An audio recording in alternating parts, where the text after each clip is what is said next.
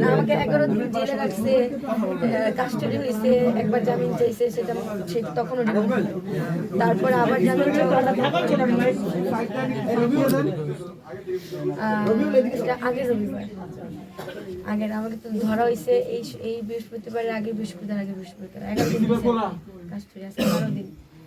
আর ওইখানে ভাইয়া কারারক্ষীদের সিস্টেমও ভালো না, তারপর আসামিরা অনেক টর্চার করে। ওখানে তো আওয়ামী লীগের আরেকটা রাজত্ব, মানে একটা ওয়ার্ডে 12 জন আওয়ামী লীগ, 11 জন আওয়ামী লীগ, 12 নম্বর।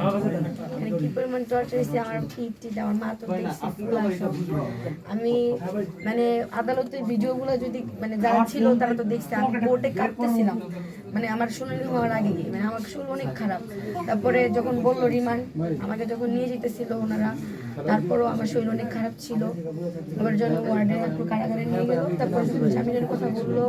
তখন আমি মানসিকভাবে মানে নিজের একটু ভালো লাগছে, কীভাবে যে আমি দাঁড়ায় আছি। ভাই আমাকে যেদিন নিয়ে গেছে সেদিন আমি হসপিটাল থেকে রিলিজ হয়ে বাসায় মাত্র আসছি, ওই দিন রাত্রেবেলা আমাকে নিয়ে চলে গেছে।